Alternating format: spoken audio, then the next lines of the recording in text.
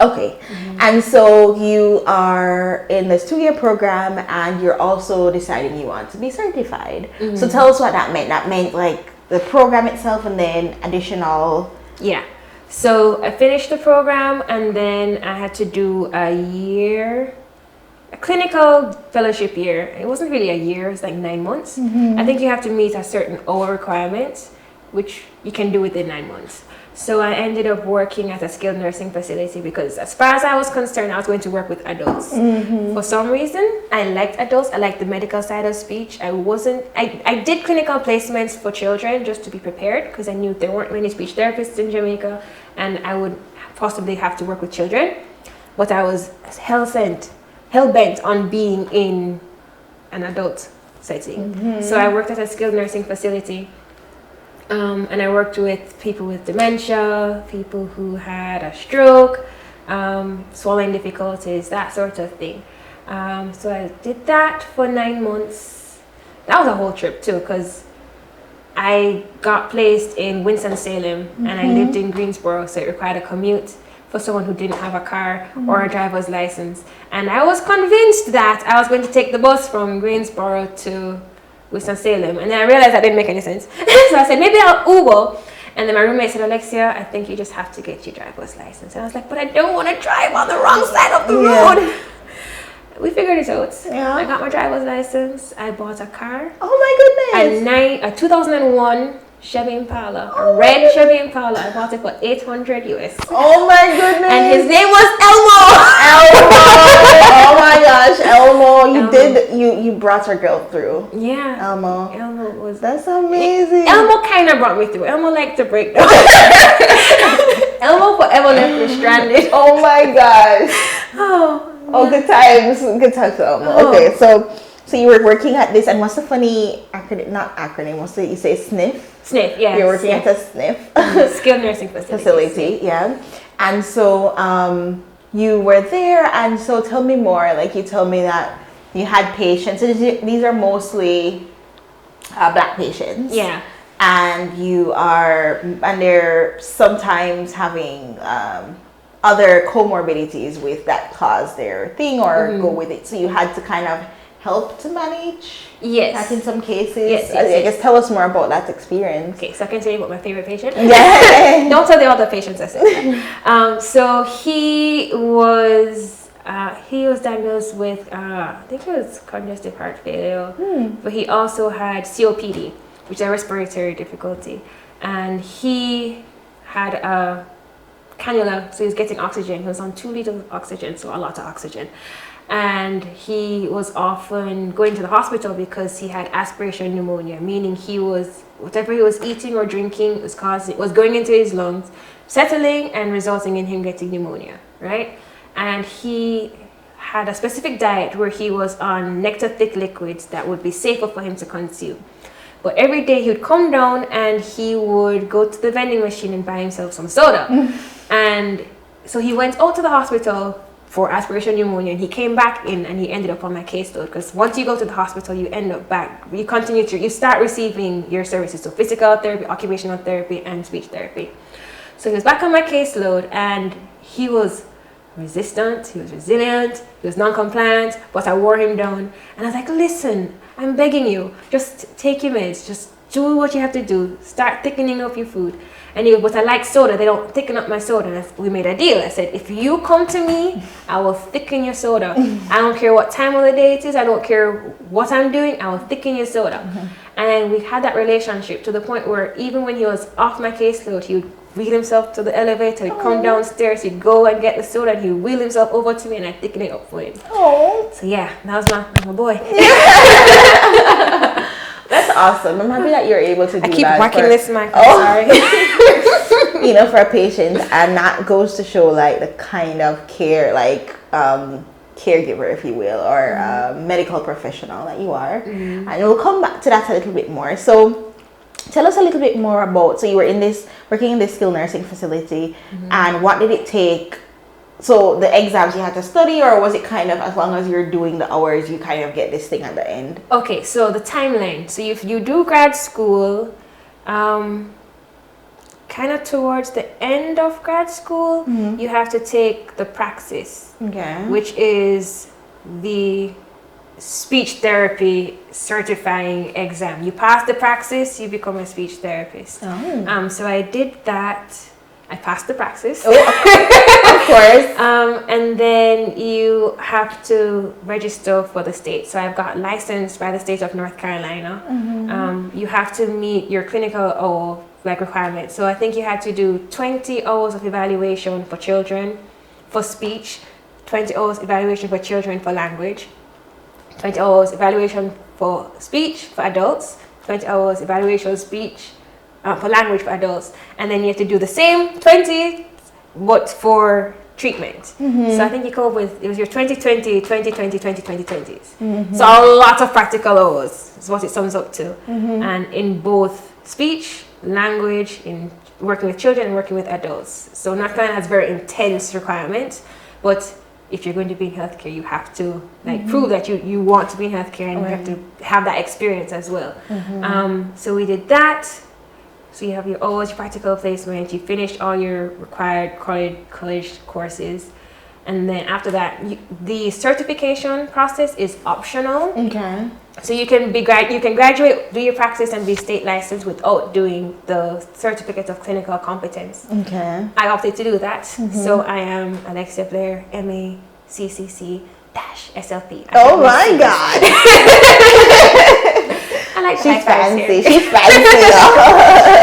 So no, I love that. So we did that, and then that's why I ended up at the SNF, so I could get the Cs. So I had a supervisor who would check in with me every couple of, I think it was every month. I don't remember, but we checked in with each other. She signed off on my hours. If I had troubles when I was at the SNF, I could talk to her. And I still message her. She's actually getting married this year. Give her a shout out. Hi, Jessica! Hi, Jessica. Thanks for everything. She's coming to Jamaica for her honeymoon. So That's congratulations, amazing. Congrats. Have a good time. Yeah. Okay, so you did this thing, you have all these letters now, and I guess just for a point of clarification, could you define for us what a speech language pathologist does for evaluations, like summarize, and also what they do for treatments? Okay, so and the types of patients you see. How much time you have? give us the 2-minute spiel. Okay, so we work with adults, we work with children. For an evaluation, you are looking at which areas are strengths, which areas are weaknesses. So for example, if I'm working with an adult who has difficulty with swallowing, ideally, we could do a visual. So you could do a FEES, so fiber optic endoscopic swallow, evaluation of swallow. So you put a camera through the nose, you look down, you give them samples of liquids and solids, and you watch the swallow actually happen in live time and see if it goes down the right way. So that's an example of one of the things. If I'm working with a child who, for example, has an articulation difficulty, you go through the different speech sounds, and there are standardized tests. You do a speech sound assessment, so you show them words or pictures. That, for example, you show them a ball for the sound B, right? And you listen to how they say the different speech sounds. If they say it clearly, it's right. If they say it incorrectly, it's wrong, but you make note if they make an approximation. So for example, if a kiddo is trying to say, what's a good approximation? R. So if they're saying carrot and they say carrot, that's an approximation versus carrot is wrong, okay? So there's that. You can look at the language development. So how are they using language? Are they using full sentences? Are they using a word to refer to everything? So you look at the different breakdowns in that, and there are, again, standardized assessments with that as well. You could do a criterion reference test where it's like, okay, by age X should be mastered. If the kiddo has that or they don't have that, then you start doing some intervention.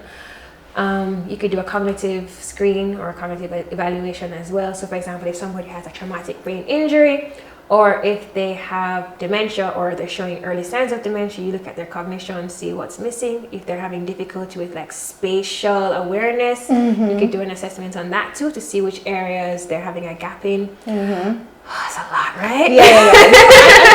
I asked because I know there are a lot of things you do, right? And somebody just thinks, oh, I can't speak properly, so I come to you and you just tell me what to do and then I speak properly. Or we do these activities, and then sometimes it is that, but sometimes there are all these things for proper diagnosis, proper like evaluation before treatment. So I specifically asked that so we could know what it is, you know, and you've only touched the surface. Very scratchy. Yeah. So I know this is all over the place, but there's so many interesting things that I want to know. So I guess you did tell me previously that you would come back to Jamaica and you'd work in a public hospital in summers and that gave you experience, and you also were volunteering with them. Were you volunteering while you were in school, or that was after? It was after. So I was here working full time, and I'd go and I'd see a couple of patients, of patients at the hospital. Wait, before we come to that, let's talk about, okay, you have everything you need now from the US. Were you ever tempted to stay there? There was like a momentary like lapse, teeny tiny one, where I was considering it, staying for like a year, to the point where the SNP that I was working at, they actually had difficulties finding another speech therapist. There should have been 2 on staff. I was the only one there, so I had a full caseload. So they wanted me to stay there, and I really liked working there. Funding was good, and I loved the patients, had a good relationship with the patients and the staff as well. So I really wanted to stay. And my director, I said, I will stay if they will cover my the process of the visa and that sort of thing, work permit. And they said they'd do it. And then last minute I was like, but I want to go home. I really, really wanted to go home. And it just so happened that I came home during COVID. So it was just a weird transitional period. Gotcha. If I knew now what I knew then, if I knew then what I knew now, yeah, there we go. I probably would have stayed there, figured things out, and then come back after. But again, I jump in with both feet, everything I do, and then I figure my way out. And it's been a steady trend, so I changed it now. So I came home, found a job, started working, started seeing patients, started sneaking into the hospital, volunteering. Slow down. We're gonna get to all of that, because I think you quickly just say you came home, found a job, but I feel like for most people it's not that easy, even with the novelty of being from abroad, right? Let's face it, a lot of times people get really excited to have someone who's been trained abroad, but sometimes they're just not vacancies, but I think was it because there was such a need for your field? I feel like things just lined up for me in that. So my uncle knew someone who also Jamaica run bindings. Found a position for me, and then my best friend, she was working with someone who needed a speech therapist, and that's how I landed on all that jobs. So in fact, I found 2 jobs one time, and in my back of my mind, I always said, if all else fails, I can start a private practice. But I didn't feel like I was ready for that yet. I got used to the foreign life, things happening easily. But I don't think I was ready to set up, establish, and work. And I needed to do something under somebody else's supervision, kind of bumble around a bit, get comfortable, get confident, get more experience before venturing off on my own. So I was just lucky. Things just worked. Things just worked. Or blessed, whichever way you want to look at it.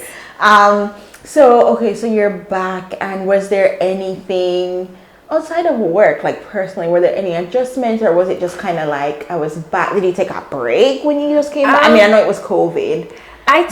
The break I took was not intentional. So again, I came back during COVID. I had the 2-week we call it? It's been so long. Isolation? Oh, quarantine. Quarantine! Wow! I blocked 2020 from my mind. Yeah, quarantine. I had to quarantine for 2 weeks. And then I think during my quarantine is when somebody called me about the job. But I also had to apply for my license to work in Jamaica, and that took a while to come. I had to establish a bank account. And that, you asked me about difficulties with transitioning. When I was abroad, I got 2 bank accounts, one in New York when I was in New York, and one in Greensboro. And for both of them, I got the bank account just showing them my travel documents. And then whenever I went in bank, the tellers looked at me like I was foreign. Like, they don't know why are you here? Why do you need us?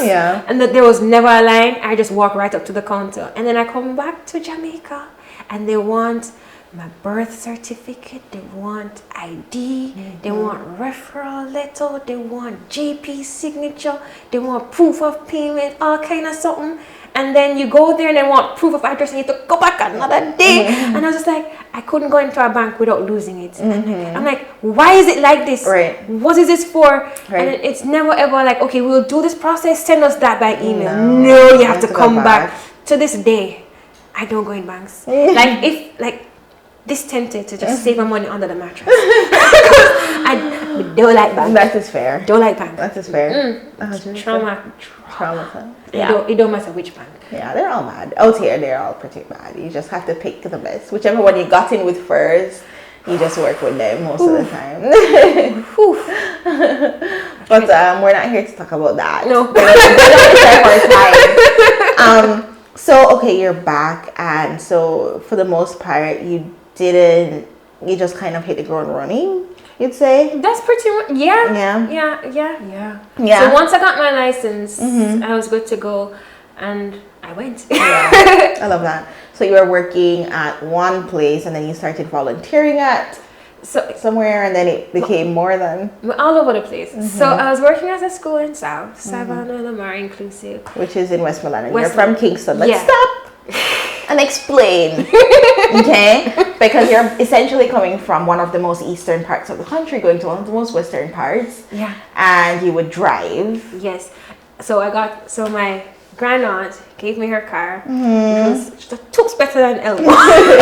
Toots better than Elmo. And so it left me a road to couple times. Well. Oh my goodness. Yeah. So I would Olaf and I would drive down to South. I like driving, so I didn't mind the commute at all. And I had the choice of I could go North Coast or I could go South Coast, and the view was good. I'd put on an audiobook and I'd be driving with my audiobook. It was nice. I loved it. I drive down on a Sunday, see students Monday, Tuesday, and I drive back up Tuesday night. My mom didn't like that. She's like, just wait until Wednesday. I said, no, yeah, come on my yard. Like, I spent too much time away from home. I'm coming home now. So I drive back in on Tuesday evening.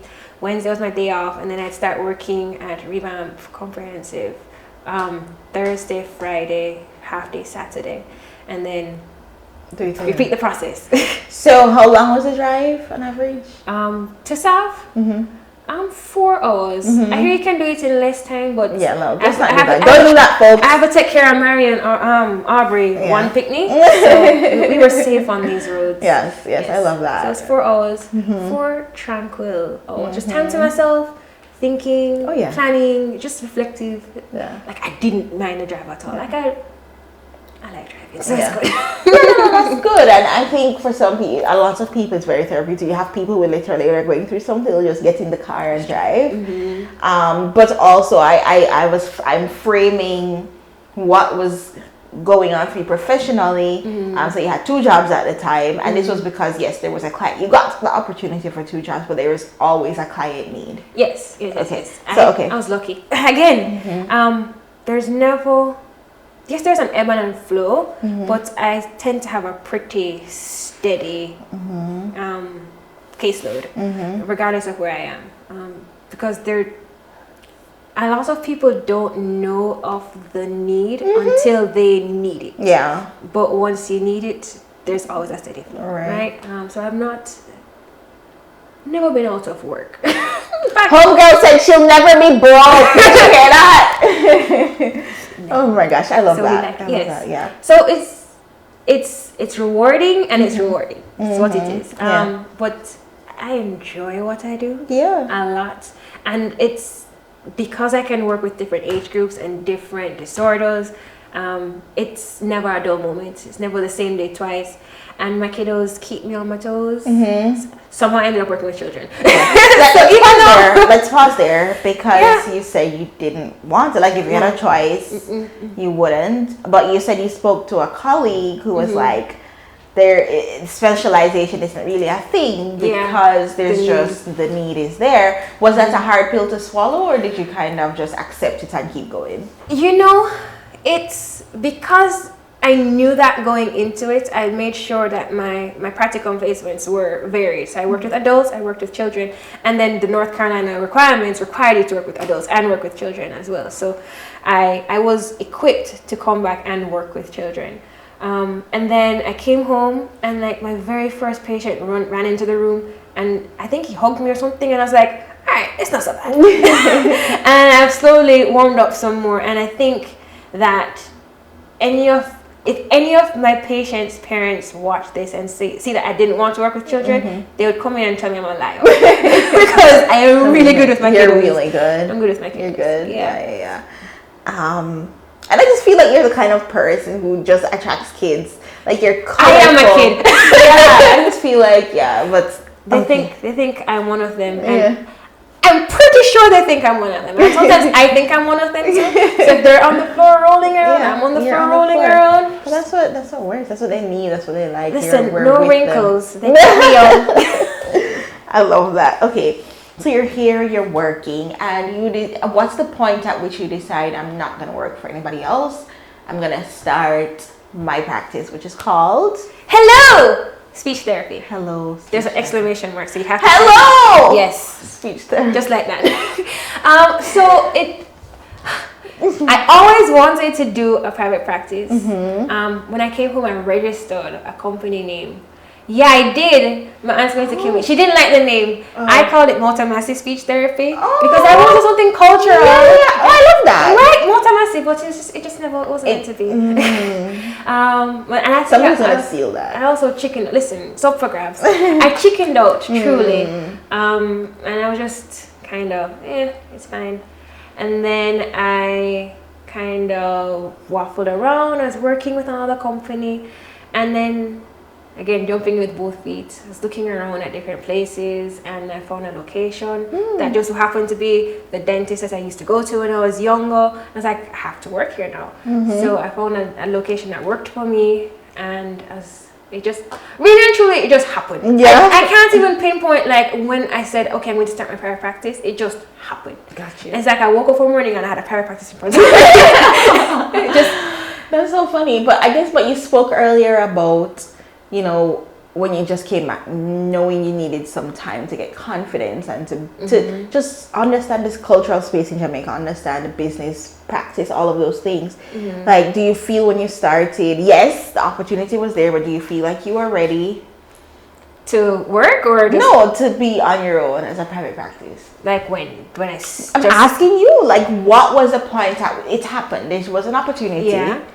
Things weren't, you also just got kind of pushed into it. Yeah.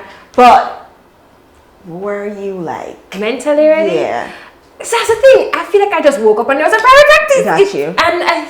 Okay. It's the same thing of jumping with both feet. It's just like, you know what? You're so brave. No, I don't mean. I'm so serious right now. I'm so serious right now. You're so brave, and I hope that you don't lose that, because I feel like it takes people like you to like make a difference in a society. Locks. And I don't, you don't even set out to do that, right? But there are some kids today, there's some grown people today who are getting like quality world-class speech therapy because of what you've done. Wow.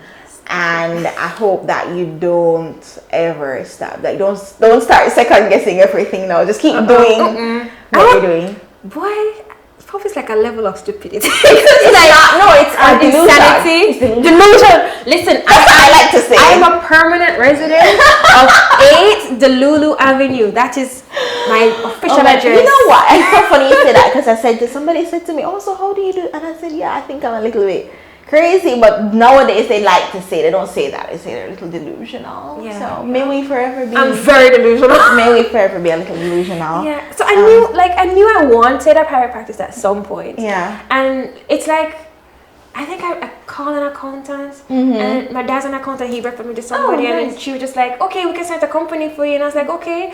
And then she started the company for me. I was like, "Okay, I guess so. I have a private practice." And then I found a place. I found a location. Yeah. It really just. It happened. Snowball effect, yeah. and they just kept falling into place. And so your patients who you'd seen before at other practices at the hospital, they just like, they said, "Anywhere you're going, Miss Blair, we're going with you." Yeah. So I don't think anybody didn't come. I think everybody just They just came. They relocated. If you build it, they will come. Yeah, I love that. Yeah. I love that. Listen, my babies. Yeah. My babies. Couldn't be my babies. Because it's one thing to start a business, but until you get that clientele, but essentially you've done the work before. So when they came over, you were like, hey, open arms. And come then, on in. At some point, my number got out. So I was getting calls regularly. So I really wasn't worried. Yeah. It would figure itself out. Yeah. Things figure themselves out. And I have a very lovely assistant who I've now handed my phone over Big her up right now, please. Anicia! I love you! Never leave me. Never. Well, she followed you, didn't she? Yeah. Well, we'll talk about that too much, but she followed you. Yeah, she's my brain. She's not allowed to. Yeah. Yeah. Love her. Love her. Anicia. And thanks for your hospitality. And so you're here today and you're running this. How long has it been now? June, July, August. 7 months. June is gonna come around real quick. Let's believe it. And in that 7 months, you've achieved so many things. You've steady clients. Everyone's pleased. We're paying rent. You're paying rent. We haven't gotten evicted.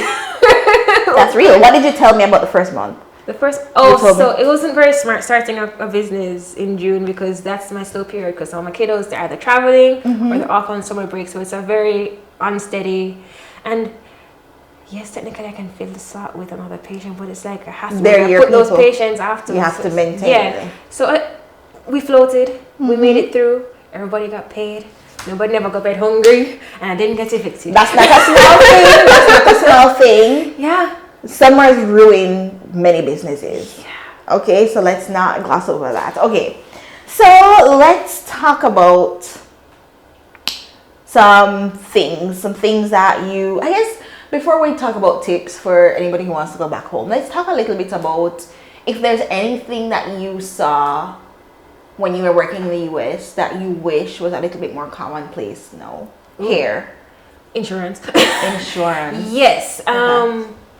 In the schools, there's speech therapists in the schools covered by insurance. You have, if you go into a skilled nursing, so if you go to the hospital, there's a speech therapist.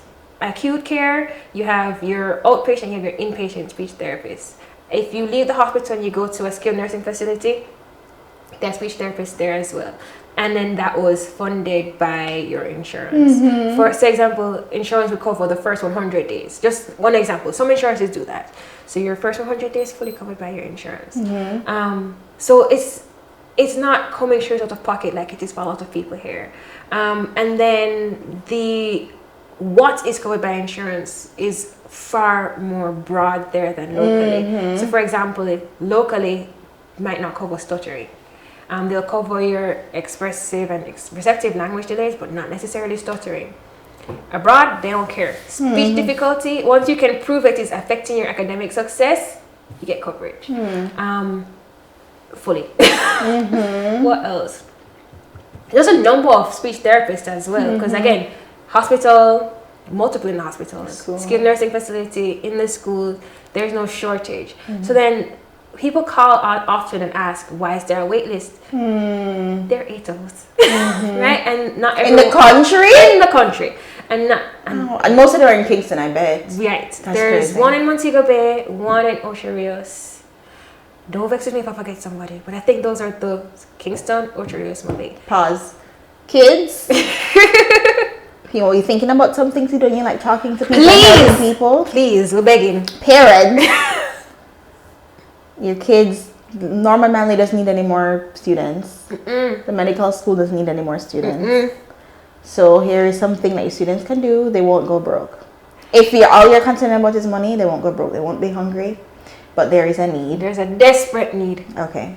Back to you, Alexia. And I'm happy you said that because my parents, while I was abroad, they're funding my schooling, and they're like, boy, Alexia, you can't come home, okay, not gonna find no work. And I'm like, I don't care what you say, I'm going to come home and I will find work. Because that's so real. Yeah. It happens a lot, right? A lot of parents, they send it and they support, because these are the ones who are supportive. They support anything you do, but it's like when you're coming back to developing country, we've never heard of anyone doing this, or there are only so many. We have only so many resources. Are you gonna find a job? Which is ultimately what your parents want for you. So yes, that highlights again that you were truly blessed and fortunate, and rightly so. But also that, you know, sometimes take a leap of faith, parents, with your kids, take a leap of faith, and it will work out. Yeah. Kids, be stubborn. Be like me. Mommy and daddy, I'm sorry. But I'm stubborn. Very, very, very, very stubborn. My mom calls me her determined brute. I love that. But you says it with love. With love. I know. As much love. Yeah. Listen, it's a cherished nickname of mine now. I'm her determined brute because I am, anything I put my mind to, you're gonna do. I'm going to do it. Yeah. Jumping in with both feet. Yeah. Yes, so they've converted. My dad is now my accountant, so. Oh, I love that. I love that. Oh my god. You know, mixed feelings, because I wanted to buy decorations for Christmas, and he told me like, no. So I love that. That in this year, 2024, she wants Christmas decorations. Decorations up. Please. Yes. Please. Yes. She's doing well. Okay. And it helps the ambiance. The kids really, really love that. Right. All right. So we're getting decorations. He's gonna reconsider. Yes. All right. So you know, we were just talking about like things that you are. Is there anything else that you would have liked to see, or like to see here that was there? And I know you were coming. We're not. She's not purely talking from like foreign and everything is there, because the skilled nursing facility, they did have fewer resources. Yes. So the SNP that I was at was in a low economic area. So the patients you saw also low economic patients. So I feel like it was the perfect transitional point, because the SNP I was at in grad school was a little hoity-toity, and they had all the resources plus tax. So I went from that to the SNP. Yeah, you said you were getting lunch every day. Yeah, they had lunch. They had snacks for you. Yeah, it was great. And then when I went to do trials, I didn't have to worry about where the food was, or it was just ready for me. I could go to the cupboard and get it myself. Just easy access. Versus the second SNP I was at, just a little more. I had to fight a little harder. And it taught me some, you know, like interpersonal skills. Yeah. You befriend the nurses. You're friends with the nurses. They're friends with you, and they look out for you. That kind of thing. So you learn how to work with different people. And not that it's bad, but isn't life weird like that? It's really people. Like the way that it boils down to, it's really people who make the world go round. So things could be really hard for you if you just say good morning to people, or just like ask if you can stop and help somebody for 2 minutes, help them, because it's really someone else. And not that you're doing things for favors, but just be good to people, and they will. You never know. You never know. You never know. Yeah. So it was, and remember I said I was shy before I went. So all of these interactions with people and learning how to work with people and reading emotions and that sort of thing, it kind of equipped me to come back and be this bright, beautiful, loving person that you see right now, who was very timid before. Yeah. I think I blossomed in my time away. Yeah. And I think a part of that is with the spending time abroad, being in a different culture and interacting with different people. Kind of, you're more comfortable being you. You're not in that sort of box. You know, we're kind of close-minded locally. That anything different is just like, why stay so? So like I get asked often if I'm Jamaican or if I was born or raised here, because my hair is blue. And you're very like, you're out there, not in a bad, but you are expressive. That's the word I'd say. Follow her on Twitter. No, you have such a effervescent, like you hear people throw that word around, but it's literally just, and not effervescent, like, but like there's cherry, but also like there's just more coming out. There's just more coming out. Like I feel like I like that one. There's just more coming out. Like you're recommending songs, and it's like you're sharing the list of things that you're doing for this year, like 30 things, and you're like, there's so much. Oh, that's like, I get bored easily is what it is. So I have to constantly keep myself entertained. Yeah, but that's fine. Yes. We're also entertained. Yes, you're welcome. Thank you. All right, so let's wrap up. I think the final thing I want to know from you is for anybody who's thinking about coming home. It might be Jamaica home, or it might be anywhere else after being away for a long time. What are some tips? 3, if you could give 3. 3 tips. Wow, yeah. Exam. Ooh. 3 tips. Like if you're like, are they on the fence and I'm supposed to convince them? No, you're not convincing anybody. Okay. Everybody's grown. They can make their own decisions. Okay. We're saying they are coming. Okay. But you're saying, what could you do to make it easier? Okay. Or to help yourself? What do you wish you knew? Stuff like that. don't go to the bank hungry. Don't be hungry going into the bank. What else did I wish I knew? So this is very Jamaica specific, but the traffic you left is not the traffic you come back and see. That's real. There's so many more cars on the road. So, and the K plates. The K plates. I drive a K plate, but I'm not one of them. Yeah. Oh my gosh.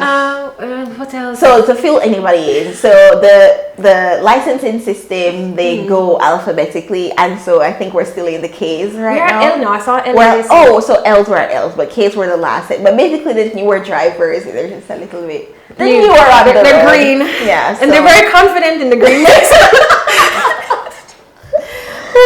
Okay. Sorry. Yes, Lord. So that was. So the cars, the traffic. The traffic is great, and look out for the K plates, the fits and the vits, and the taxi. She called car brand. She called names. Listen, and the man's. What else? I need to give you a serious one, a serious thought-provoking one. Or not? That's how I feel. What is the spirit telling me to say? Be you. Be you. Don't feel like you need to. I think when you go abroad for school, you're like a bush and you've grown, and then when you come back home, it's like you feel the need to prune yourselves to fit into this sort of box. No, nobody putting a clip up on you. Grow and be as bushy and as wild and as free and as loving as you want to be, and be unapologetically yourself. See, we had to have something profound at the end. I love that. No, it's profound. It's so real. I think you're an embodiment of that. Yes. I never met this girl before, but I can tell you, I love seeing her on my timeline when she goes out to parties and stuff locally. She's preparing for Carnival now. Carnival, yes! I'm looking forward to the content. I can't wait. Listen. I can't wait. When I see the blue hair, I just know I'm going to just have a good time watching the content. But anyways. Is there anything else you want to share? Do you want socials? Yes, please. Okay, all right. My socials are like business socials or every socials. Let's do business first. Business first, okay. Because I will also you can find her links down below, both her personal and her business social media handles. Okay, so for business links at Hello Speech Therapy Ltd. That's Instagram. Gmail, so at Hello Speech Therapy Ltd. No, Hello Speech Therapy Ltd. at gmail.com. I think that's it for socials. We're on Facebook too, but we're building a Facebook profile. We're getting there. No problem. On Instagram for me, I am at Lextroverted. Yeah, and Twitter also. I'm at the Lextroverted. At Lextroverted B. There we go. That's Instagram, and Twitter is at Lextroverted. Oh, she's amazing. Yes, thank you. And I love your earrings. I've already complimented you. Thank you. Can we plug the plug? Okay, so this is Chrissy Coils. Yes. So I have the hibiscus and the Franny Panny. Love Chrissy's Coils. Yeah, so these are made from wire, and they are Jamaican flowers. Yes. Hibiscus, if you didn't notice, that's what it is. I love them. So thank you for a delightful conversation. Thank you for having me. For everybody who's been watching us week after week and you have not subscribed, please subscribe. And thank you again for watching. Please share with friends. And for any part of this conversation that really resonated with you, leave a comment to say what it was, the timestamp, so somebody else can get to it really quickly. And just thanks for watching. See you next time. Bye.